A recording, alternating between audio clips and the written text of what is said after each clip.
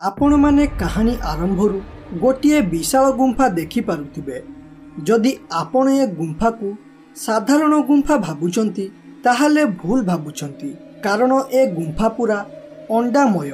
एबे आपण माननको मनरे प्रश्न आसुथिबो, ए गुंफा रे एते सारा अंडा कुआडू आसिला? कोन गोटे चढ़ई एते अंडा देइछि, ना किए दोकानी एठारे अंडा रखिछि? प्रकृत कथा हेउछि गोटे भूत ए अंडा को रखिछि। एपरी प्रत्येक दिन अंडा चोरी करी हेउ किंबा किणिकी हेउ आनिबे ओ मोर गुंफा पूरा अंडारे भर्ती करदेबे एवं वर्षा दिन आसीबा परे खाली बसिकी खाइबे। हौ आउ एबे बेसी विलंब न करी जाउछि एबे जेबे एवं अनेक अंडा संग्रह करी एठाकु नेकी आसीबे। एपरी कही भूत सेठारु पलाई आसिला। से गला बेले गोटे बिलुआ सबु बेले देखे, तेणु से कहिला, अरे ए भूत सबु बेले एतिकी समय रे कुआडे जाउछि, तेणु मते आजि ता ऊपर पूरा नजर रखिबाकू पड़िबो। जदि से शिकार करी कोनोसे मनुष्य किंबा जीवजंतु आणे ताहले से खाइबा परे मते हाड़ खाइबाकू मिलि जिवो। बिलुआ एपरी कही से जगारे भूत फेरिबाकू अपेक्षा करिबारे लागिला। से अपेक्षा करी करी पाखापाखी 8 ରୁ 10 घंटा हुई गला, हेले एपर्यंत भूतर दर्शन न थाए। यह देखी बिलुआ कहिला, अरे यार एते समय हेबो से भूत को अपेक्षा कलिनी, हेले एपर्यंत तारो देखा दर्शन नाही। लागुचे से आज आसीबनी बोधे, तेणु मु जाउची मो घर को पळाइबी। बिलुआ एपरी कही घर को जीवाकू भाबुतिबा बेले हठात भूत आसिला एवं बिलुआ देखिला भूत हाथ रे अनेक अंडा धरी आसी थाए।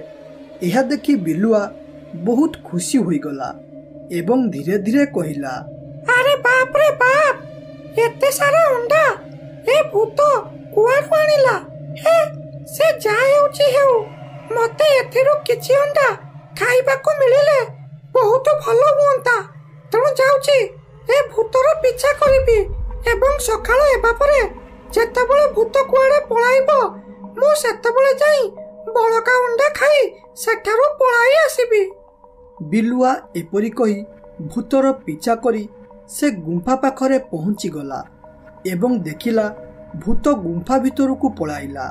एहा देखिबा परे बिलुआ कहिला, अरे बा मु भूत रहिबा जगह पाई गली, एबे जाउची एठारु पळाइबी एवं तापर दिन सकाळ हेबा परे भूत जेतेबेले एठारु जिवो मु जाई बळका अंडा खाई मो पेट पुराइबी। बिलुआ एपरी कही खुशी हेला एवं तापर दिन सकाळ हेबा परे बेणुस बेणुस आसी गुंफा पाखरे लुचिकी रहिला एवं किछि समय अपेक्षा करिबा परे देखिला भूत सेठारु पळाइला। भूत जीवा परे बिलुआ बहुत खुशी होई गला एवं गुंफा भितर को गला। भितरे पहुंचिबा परे देखिला गुंफारे प्रबल अंडा थाए। एते अंडा थिला जे से ता जीवन रे केबे भी देखि नथिला। एते सारा अंडा को एका साथी देखी से पूरा खुशी रे पागल होई गला एवं कहिला, अरे बा एते सारा अंडा मु तो मो जीवन रे एते अंडा केबे भी देखि नथिली। लागुचे भगवान मो ऊपरे आशीर्वाद कले, जहा द्वारा मोर लॉटरी लागी गला। एबे मु प्रत्येक दिन सकाळे आसीबी एवं भूत जीवा परे बहुत सारा अंडा को एठारु नहीं पळाइबी एवं जंगल रे बसी मन खुशी रे खाइबी। बिलुआ एपरी कही सेठारु किछि अंडा नहीं पळाई आसिला एवं घरे पहुंची ताकू खाई सारी कहिला, अरे मु प्रत्येक दिन खाली मला जीवजंतु खाई पूरा विरक्त होई जाइतले, हेले एबे अंडा खाई मते बहुत आनंद मिलुची। तेणु मु प्रत्येक दिन एपरी अंडा आनिबी ओ मन शांति रे खाइबी। बिलुआ एपरी कही रहिला एवं तापर दिन सकाळ हेबा परे से गुंफा पाखरे पुणी थरे अपेक्षा कला एवं भूत पळाइबा परे गुंफा भितरे कहिला, अरे काले मु अल्प अंडा नैथिली, तेणु मन शांति रे खाई पारिले नाही। हेले एबे मु बहुत सारा अंडा नहीं जिबी एवं मन शांति रे खाई जिबी। हाँ बिलुआ एपरी कही घर को आसी कहिला, अरे मो पाखरे एबे एते अंडा होई गला जे मु याकू दिन रात पड़ी उठ के खाइबी ओ शांति रे सोइबी। धन्यवाद प्रभु, आपण एपरी मते 2 दिन हेबो बिना कष्ट रे खाद्य जोगाउथिबारु। बिलुआ एपरी कही खुशी हेला। हेले एपाखरे भूत तार गुंफा को फेरिला ओ देखिला तार अंडा कम कम लगुची। एहा देखिबा मात्रे ताकू टिके संदेह हेला। तेणु से कहिला, अरे मु 2 दिन हेबो देखुची मो अंडा कमी गला परी लागुची। एसबु देखि मु जहा जानी पारुची ए अंडा को किए बोधे चोरी करुची। तेणु मते मो अंडा उपरे नजर रखिबाकू पड़िबो, नहले जे भी अंडा को नेउचे से एपरी प्रत्येक दिन आसी अंडा नहीं जिबो एवं वर्षा दिन रे मते भोकिला रहिबाकू पड़िबो। भूत एपरी कही मने मने प्लान भाबिला कि किपरि से अंडा चोर को धरिबो एवं ता पर दिन सकाळ हेबा परे से गुंफारू बाहरी की पळाइला। हेले भूत कुआडे आजी गलानी, बरं गुंफा उपरे नजर रखुथिला एवं एतिकी बेले बिलुआ भूत जीवार मौका देखि गुंफा भितरे पशिगला। एसबु दृश्य देखि भूत बहुत जोरे रागी गला एवं कहिला, अरे मो संदेह ठीक है, मो अंडा को ताहले ए बिलुआ चोरी करी नहीं जाउछे। मु एठी एते कष्ट करी अंडा आणुछे, हेले ये एठारे आराम रे बसी अंडा खाउछे। और रहरे बिलुआ तू आज मो हाथरो केमिति मरिबु देख। भूत एपरी कही गुंफा भितरे प्रकट हेला एवं देखिला बिलुआ बहुत सारा अंडा धरी थाए। यह देखि भूत रागरे कहिला, ओइरे मूर्ख बिलुआ, मु प्रत्येक दिन राति कष्ट करे अंडा आनी जमा करे रखुचे, हेले तू मोर बिना अनुमति रे आसे एठारु अंडा नहीं कि जाउछो। तेणु तोर ए चोरी पाई आज तू मो हाथर मरिबा पाई प्रस्तुत हो जा। यह सुनी बिलुआ बहुत जोरे डरी गला एवं डरी डरी कहिला, भूत भाई दया करे मते क्षमा कर दियो। मु मोर लोभ को संभाली न पारी ए गुंफारू अंडा चोरी करूथिली। मु आपनकु प्रतिज्ञा करूछि जदि आपण मते छाड़ी देबे ताहले मु खाइतिबा अंडा आपनकु दुकान रो किनी फेराई देबी। यह सुनी भूत मने मने भाबिला, अरे जदि मु ए बिलुआ को मारी देउछे ताहले मोर किछि भी फायदा मिलिबो नाही। तेणु याकू छाड़ी देबे जाउछे जहा द्वारा ये मते अंडा फेराई देबो। हेले ए बिलुआ जाते को जमा भी भरोसा करी हेबनी। याकू छाड़ी देले जदि ये एठारु पळाए ताहले मु आउ मो अंडा पाइबी नाही। हेले मु कोन करी ए बिलुआ ठारू मो अंडा आनिबी। भूत एपरी भाबुतिबा बेले हठात ता मुंड को गोटिए बुद्धि जुटिला। तेणु से कहिला, अरे ए बिलुआ, तू हेउच गोटे चतुर प्राणी, तो ऊपर एपरे भरोसा करी छाड़ी हेबनी। तेणु तू आज ठारू मो साथी गाँ गाँ बुली नाच देखाइबू ओ सेतिरु जहा इनकम हेबो सेतिरे प्रथमे मु अंडा किनिबी। जेते पर्यंत तू खाइथिबा अंडार पैसा पूरा न होइचे सेते पर्यंत तू कुआडे जाई पारिबु नाहु। एक कथारे बिलुआर इच्छा नथिले मध्य राजी हेबाकू पड़िला, कारण ता पाखरे आउ किछि भी उपाय नाही। जदि से एक कथारे राजी न हुए ताहले भूत ताको आजी एइठारे मारी देबो।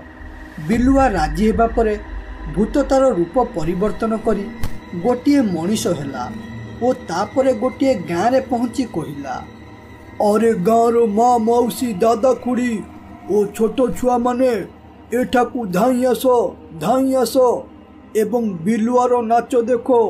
यह बदल रे जीए जा पारिबो देबो।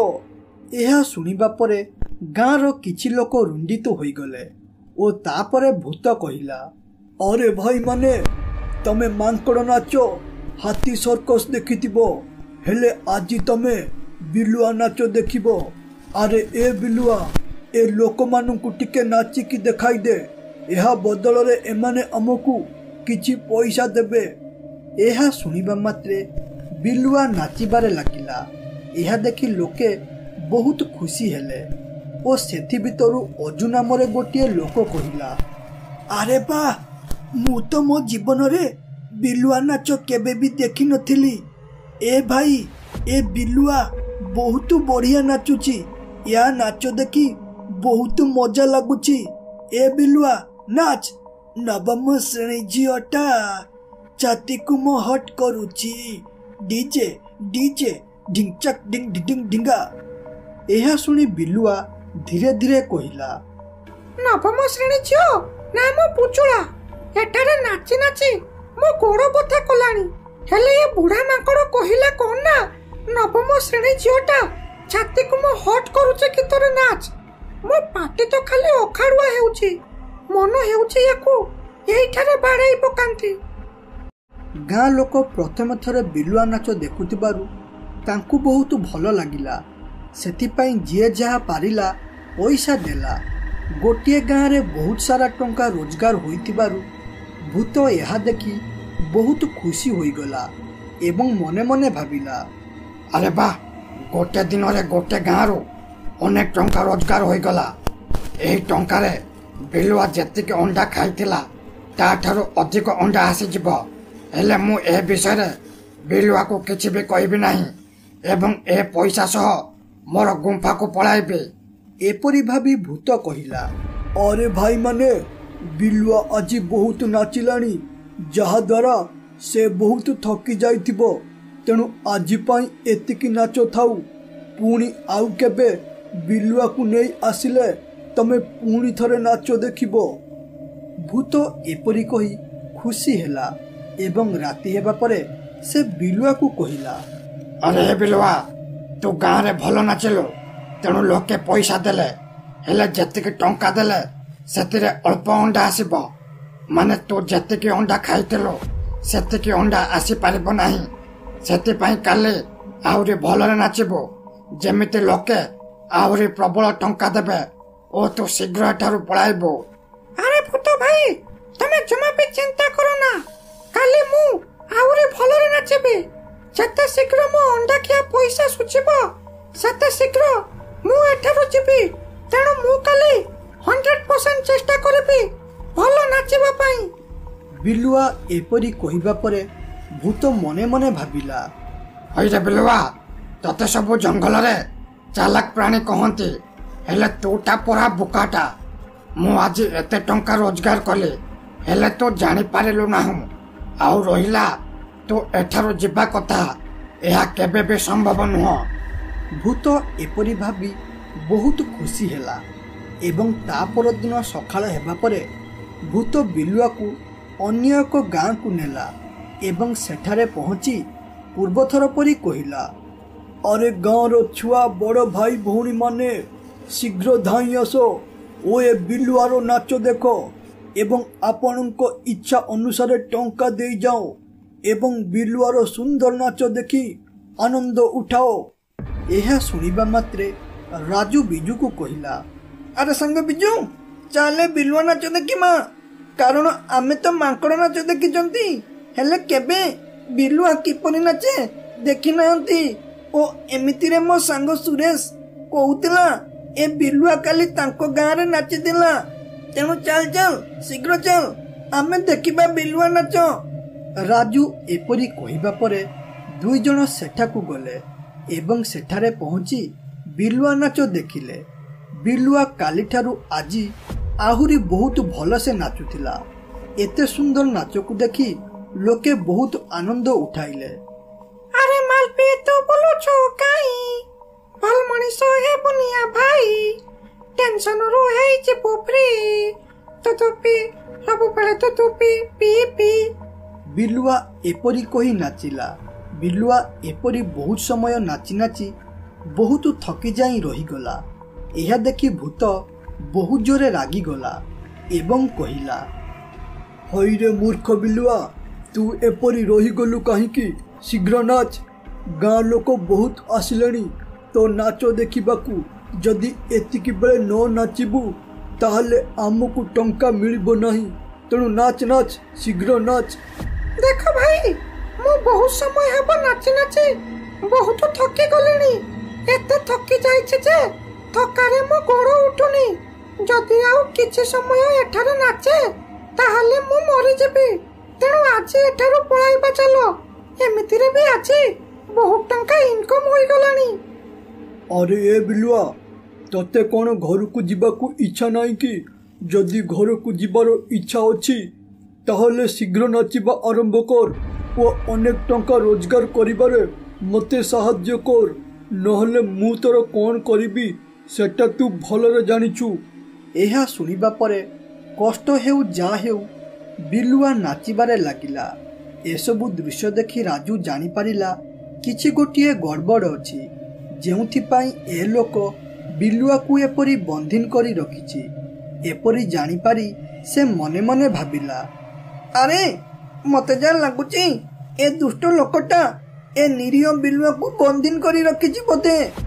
ଆମ ସାର୍ ଆଜି କ୍ଲାସରେ ପଢ଼ାଉଥିଲେ ସର୍ବଦା ଜୀବଜନ୍ତୁଙ୍କୁ ସାହାଯ୍ୟ କରିବାକୁ ପଡ଼ିବ, ନହେଲେ ଏ ହାରାମି ଲୋକଟା ଏ ବିଲୁଆକୁ ଏପରି ନଚାଇ ନଚାଇ କେତେବେଳେ ମାରିଦେବ ତା ଠିକ୍ ନାହିଁ। ଏପରି କହି ରାଜୁଆ ବିଲୁଆର ପିଛା କରିବାରେ ଲାଗିଲା। ବିଲୁଆ ଗଲାବେଳେ ଦେଖିଲା ଗୋଟିଏ ଲୋକ ବାଟରେ ଅଣ୍ଡା ବିକୁଥାଏ। ଆରେ ଭାଇ, କିଏ କୋଉଠି ଅଛ? ଜଲ୍ଦି ଧାଇଁ ଆସ ଏଠାକୁ ଓ ଅଣ୍ଡା ନେଇଯାଅ ମାତ୍ର 5 ଟଙ୍କାରେ। ଓ ଆଉ ଗୋଟିଏ ଅଫର ଶୁଣିକି ରଖ, ଯଦି ତମେ 100 ଟଙ୍କାରେ ଅଣ୍ଡା ନେଉଛ ତାହେଲେ 2ଟି ଅଣ୍ଡା ଫ୍ରିରେ ମିଳିବ।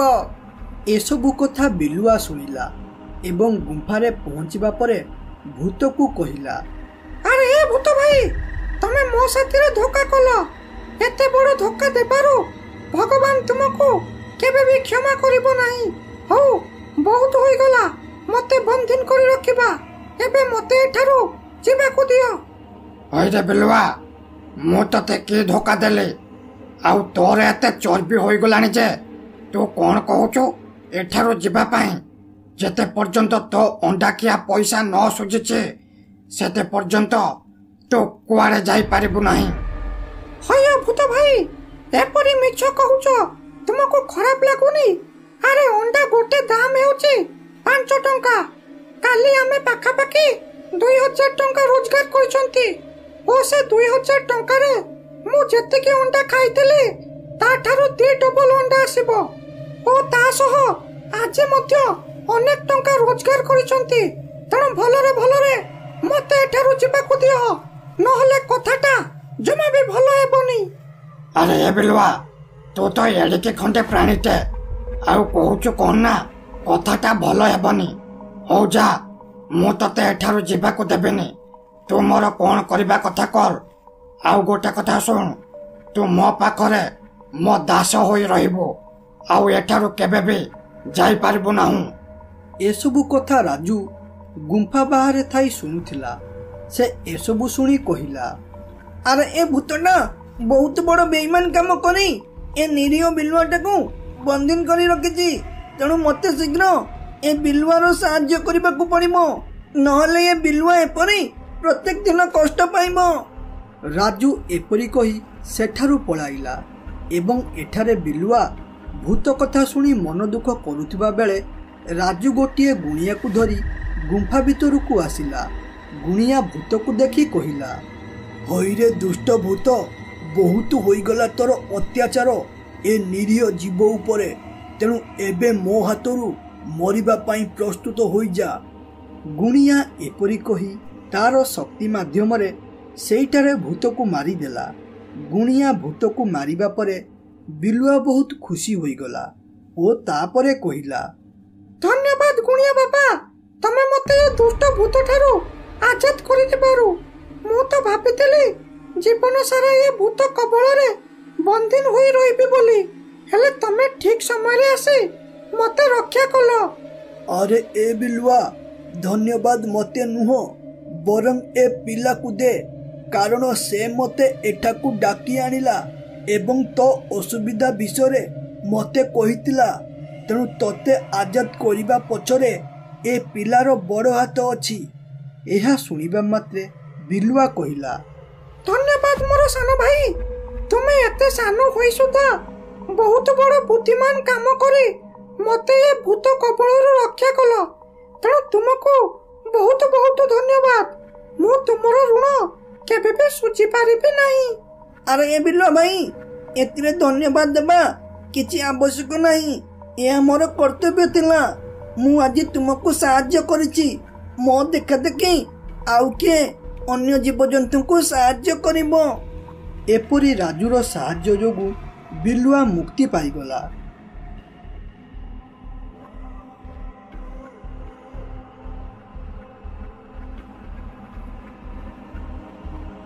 बाघ ओ बिल्लुआ जंगल रे कथा हेउथिबा बेले बाघ कहिला, अरे ए बिल्लू एबे तो शीत दिन आसीगलानी। शीत दिन माने लोके पिकनिक को जिबे एवं फीस्ट करिबे।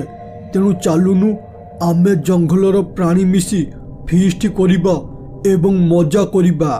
अरे हो मामा तमे ठीक कहलो। आमे फीस्ट कले बहुत भलो हेबो। एमिति रे आमे 2 वर्ष तले फीस्ट करितिला जे से बेटुआउ करि नांती। एमिति रे अल्प दिन हेबो मते गाई नानी मध्य फीस्ट कथा कहउतला। तेणु आमे फीस्ट करिबा। से 2 जन एपरी कथा हेउथिबा बेले गाई आसी पहुंची गला ओ कहिला, अरे सकाळ सकाळ तमे दुईटा एपरी की कथा हेउच टिके मते कहबो कि ना कहबोनी। एहा सुनी बिल्लुआ कहिला, अरे ए नानी एबे हमें तोरी कथा हेउतलु। माने तू जे मते फीस्ट कथा कहउतलु सेही विषय रे हमें एबे कथा हेउतलु। तू एठाको आसिलु भलो कलु। हौ एबे कह फीस्ट करिबा ना करिबा नहीं। अरे करिबा माने निश्चित करिबा। मोर तो फीस्ट करिबा पाई बहुत इच्छा। पूर्व जंगलर जीवजंतु आर वर्ष फीस्ट करथिले हेले आमे करि नथिले। तेणु एथर जेमिति हेउ आमे फीस्ट करिबा ओ अन्य जंगल को देखाई देबा जे आमे भी फीस्ट करि पारू। 3 जन एपरी कथा होई रहिले एवं धीरे धीरे समय गड़ी ता पर दिन सखाळ हेला। सखाळ हेबा परे जेउ जीवजंतु फीस्ट करिबा पाई इच्छुक थिले सेमाने गोटे जगार एकत्रित हेले ओ तापरे बाघ लीडर हिसाब रे वक्तव्य रखी समस्त को कहिला, अरे जंगलर जीवजंतु तमे माने सबु एइठारे काहींकी एकत्रित होइच ताहा तो समस्ते जानिथिबो। हेले तथापि मु ता विषय रे अल्प किछि कहूची। जदि आउ किछि प्रश्न रुहे ताहले मते पचारिबो। एठारे एकत्रित हेबार कारण हेउची आमे गोटिए फीस्ट करिबा। समस्ते एकथारे राजी ना राजी नुह। एकथारे सागुणा कहिला, अरे मामू आमे तो फीस्ट करिबा पाई एठाकू आसीछु। तेणु कुह आमे केउ जगारे फीस्ट करिबा एवं फीस्ट रे की आइटम रहिबो जहा द्वारा फीस्टटा बहुत मजारे कटिबो। हाँ एइटा हेला मुख्य प्रश्न। तो सुनो आमे फीस्ट रे पनीर छतु तरकारी और साधा बिरियानी करिबा। आउ हाँ रहिला फीस्ट करिबा जगह सेइटा हेला उत्तर जंगल। सेठारे फीस्ट करिबाटा बहुत भलो रहिबो कारण सेठाकू केही बेसी जिबा आसिबा करूनाहांती। तेणु आमे शांति रे फीस्ट करि परिबा। एकथारे हाथी डरी डरी टिके कहिला, अरे कौन कहूच मामा उत्तर जंगल रे फीस्ट करिबा। अरे मामा सेठाकू आज पर्यंत जी भी फीस्ट करबा को जाइछंती से आज पर्यंत फेरी नांती कारण सेठारे अनेक भूत अछंती। एही गोटिए कारणरू सेठाकू केही भी जाऊ नाहांती। आउ तुमे कहूच कौन ना सेठी फीस्ट करिबा। एकथारे मु जमा भी राजी नुह। क्षमा कर मामा एथर फीस्ट रे मु मिसी पारिबी नाही। हाथी थिला जंगलर वैद्य ओ सबुठारु वयस्क प्राणी। तेणु ता कथारे सेठारे रुंडित होइथिबा अन्य जीवजंतु मध्य राजी हेलेनी एवं सेठारु पळाइले। सेठारे केवल बाघ बिलुआ ओ गाई रहिले। एहा देखि गाई कहिला, अरे मामा मु ए भूत को विश्वास करेनी। एमाने डरुआ गुड़ाक ସେଥିପାଇଁ ପଳାଇଲେ। ହଉ ଏମାନେ ପଳାଇଲେ କ'ଣ ହେଲା? ଆମେ 3 ଜଣ ମିଶି ଫିଷ୍ଟ କରିବା ଏବଂ ଫଟୋ ଉଠାଇ ୟାଙ୍କୁ ଦେଖାଇବା ଏବଂ ଈର୍ଷାରେ ଜଳାଇବା। ଆରେ ମାମା ଓ ନାନୀ, ଆମେ 3 ଜଣ କାହିଁ କରିବା? ମୋର 2ଟି ମଣିଷ ସାଙ୍ଗ ବଣ୍ଟି ଓ ରାଜୁ ଅଛନ୍ତି, ତାଙ୍କୁ ନେଇ ଆସିବି। ଆମେ 5 ଜଣ ହୋଇ ଫିଷ୍ଟ କରିବା। ଓ ତା ଛଡ଼ା ବଣ୍ଟି ବହୁତ ଭଲ ରୋଷେଇ କରେ। ହଉ ତମେ ଜମା ବି ଚିନ୍ତା କର ନା, ଆମେ କାଲି ଫିଷ୍ଟ କରିବା। ତେଣୁ ମୁଁ ଏବେ ଯାଇ ବଣ୍ଟି ଓ ରାଜୁକୁ ଏ ବିଷୟରେ କହୁଛି। ସେତେ ପର୍ଯ୍ୟନ୍ତ ତମେ ସବୁ ଜିନିଷ ଯୋଗାଡ଼ କର। ଏପରି କହି ବିଲୁଆ ସେଠାରୁ ପଳାଇ ଆସିଲା ବଣ୍ଟି ଓ ରାଜୁ ପାଖକୁ। ସେ ପ୍ରଥମେ ରାଜୁ ପାଖରେ ପହଞ୍ଚିଗଲା।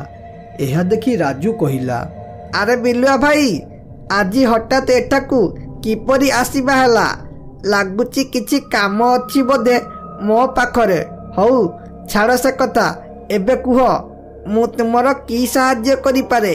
ଆରେ ରାଜୁ, ମୋର ତୋ ପାଖରେ କିଛି ବି କାମ ନାହିଁ। ବାସ୍ ମୁଁ ତୋ ପାଖକୁ ଏଥିପାଇଁ ଆସିଛି କି କାଲି ଆମେ ଉତ୍ତର ଜଙ୍ଗଲରେ ଫିଷ୍ଟ କରୁଛୁ। କହ, ତୁ ଫିଷ୍ଟ କରିବୁ ନା କରିବୁ ନାହିଁ? ଆରେ ହଁ ବିଲୁଆ ଭାଇ, ମୁଁ ଫିଷ୍ଟ କରିବି, ହେଲେ ମୋ ପାଖରେ ଗୋଟେ ବି ଟଙ୍କା ନାହିଁ। ଯାହା ବି ଟଙ୍କା ଖର୍ଚ୍ଚ ହେବ ସେସବୁ ତମେ ଦେବ। ଯଦି ଏକଥାରେ ରାଜି ତାହେଲେ ମୁଁ କାଲି ଯିବି ଫିଷ୍ଟ କରିବା ପାଇଁ। ଆରେ ହଁ ରେ, ତୁ କିଛି ବି ଟଙ୍କା ଦେବା ଦରକାର ନାହିଁ। ବାସ୍ ତୁ ଖାଲି ଫିଷ୍ଟ କରିବୁ, ଚାଲ। ହଉ ତୁ ଫିଷ୍ଟ ପାଇଁ ରେଡି ରହ। ଏବେ ମୁଁ ଯାଉଛି ବଣ୍ଟିକୁ ଏ ଫିଷ୍ଟ ବିଷୟରେ କହିବି, ସେ ମଧ୍ୟ ଫିଷ୍ଟ ପାଇଁ ରେଡି ରହିବ। ଏପରି କହି ବିଲୁଆ ବଣ୍ଟି ପାଖକୁ ଯାଉଥିବା ବେଳେ ବାଟରେ ବଣ୍ଟି ଦେଖାଗଲା। ବଣ୍ଟିକୁ ଦେଖି ବିଲୁଆ କହିଲା, ଆରେ ଭଲ ହେଲା ବଣ୍ଟି, ତୁ ଏଇଠାରେ ମିଳିଗଲୁ। ମୁଁ ତୋରି ପାଖକୁ ଯାଉଥିଲି, କାରଣ କାଲି ଆମେ ଉତ୍ତର ଜଙ୍ଗଲରେ ଫିଷ୍ଟ କରିବୁ। ଆଉ ହଁ, ତୋ ସାଙ୍ଗ ରାଜୁ ମଧ୍ୟ ଫିଷ୍ଟ କରିବ।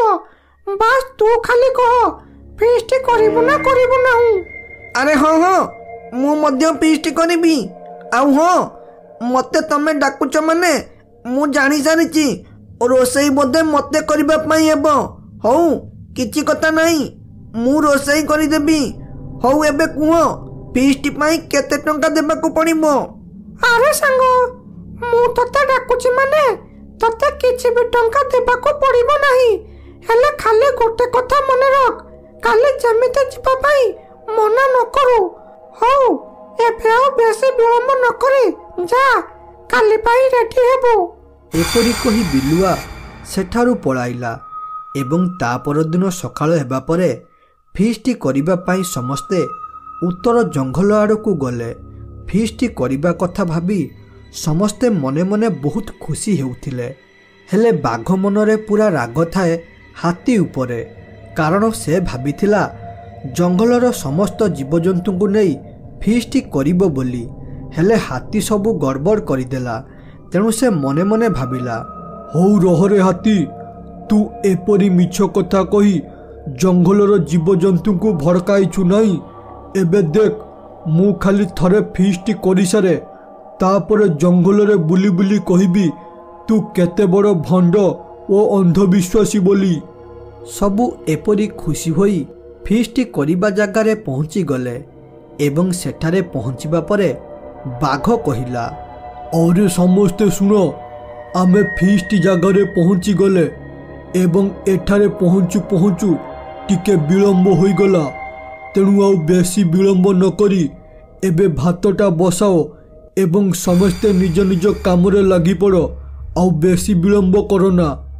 ବାଘର କଥା ଅନୁସାରେ ସମସ୍ତେ ଫିଷ୍ଟ ପାଇଁ ପ୍ରସ୍ତୁତ ହୋଇଗଲେ। ସର୍ବପ୍ରଥମେ ବଣ୍ଟି ଭାତ ବସାଇଲା। ଭାତ ବସିବା ପରେ ତାର ବାସ୍ନା ଜଙ୍ଗଲର ସବୁଆଡ଼େ ଖେଳିଗଲା।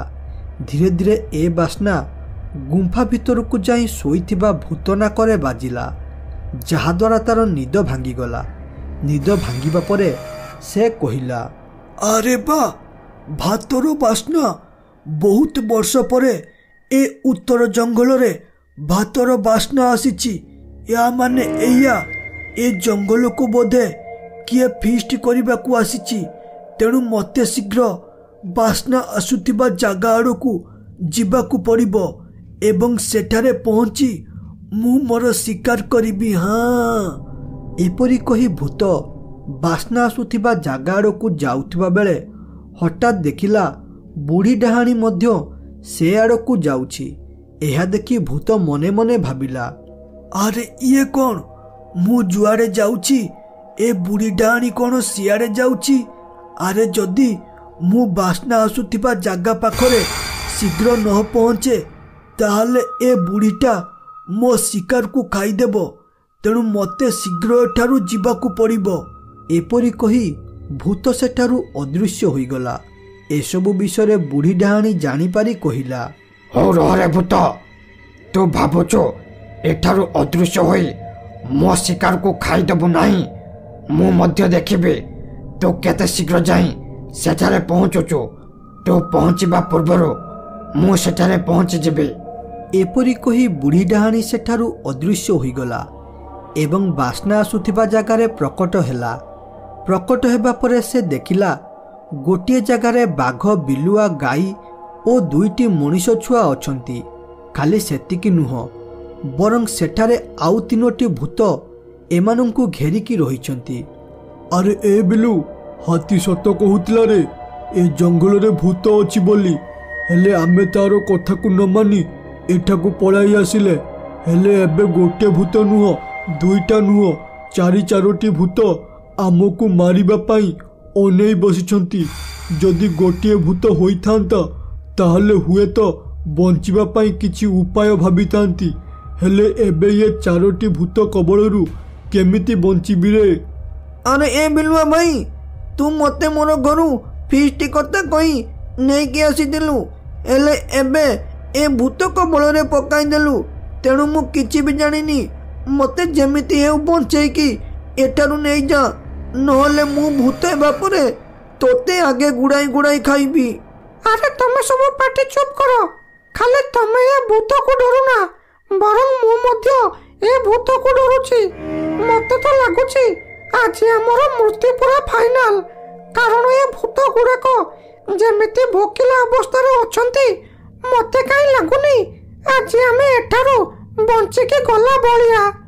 ବିଲୁଆ ଏତିକି କହିଛି କି ନାହିଁ, ହଠାତ୍ ଗୋଟିଏ ଭୂତ ଅନ୍ୟ 2ଟି ଭୂତକୁ କହିଲା, ହଇରେ ମୂର୍ଖ ଭୂତ, ଏମାନେ ହେଉଛନ୍ତି ଆମ ଶିକାର।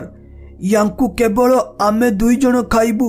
ତେଣୁ ଭଲ ହେବ ଏମାନଙ୍କୁ ଏଠାରେ ଛାଡ଼ି ଦେଇ ପଳାଅ, ନହେଲେ ଆମ 2 ଜଣଙ୍କ ହାତରୁ ମରିବା ପାଇଁ ପ୍ରସ୍ତୁତ ହୋଇଯାଅ।